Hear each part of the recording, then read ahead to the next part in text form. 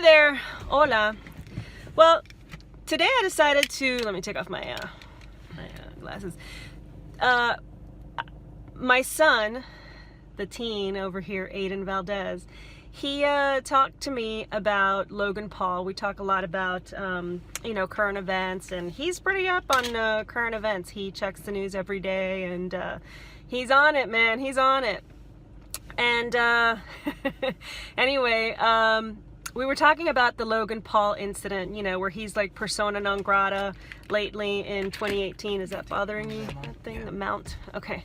And because he stupidly posted video of a deceased person during a trip to Japan.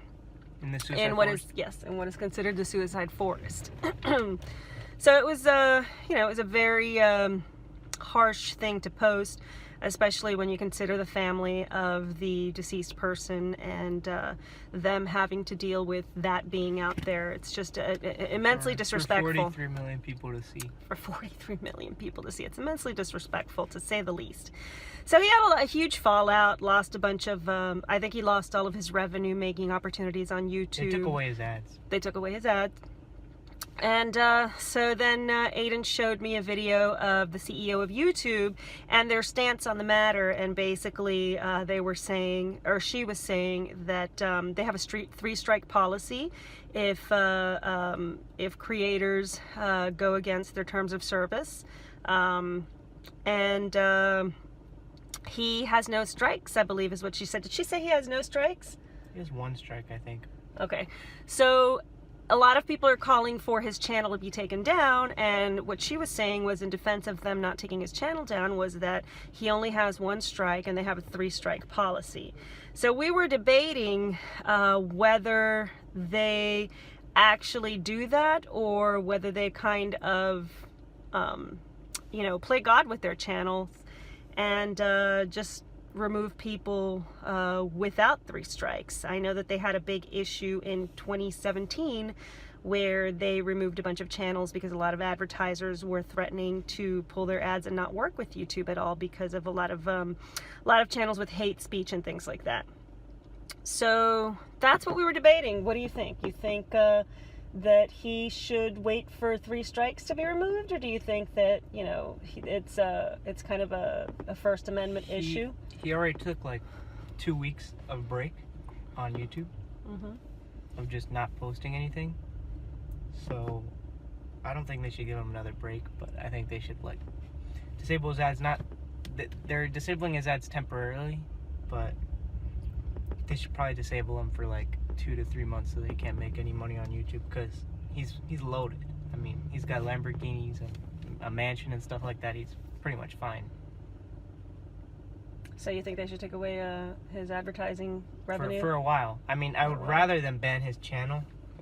It's not very good content. I mean, the other day I already told you that one of his videos was killing rats, and everyone not straight up just kills them in the middle of their living room in front of people, but they get killed by mouse traps and stuff like that, and all sorts of things, and shock traps, just something to keep your house not really clean, but just keep vermin out of your house.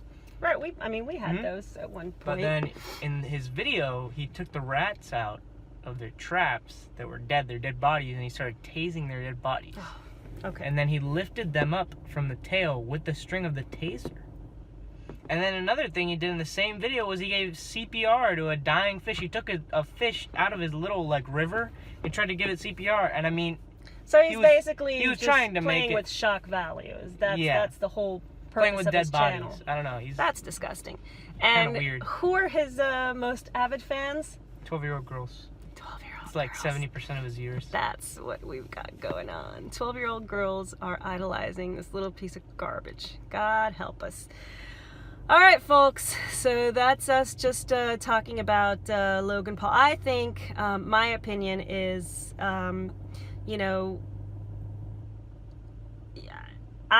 don't know enough about him and his content other than what my son tells me and what I read in the news and what I hear in the news. I don't think he brings any value, but that's my personal opinion. So I would say, let him keep his channel up. the advertisers are the ones that need to choose whether or not to support him.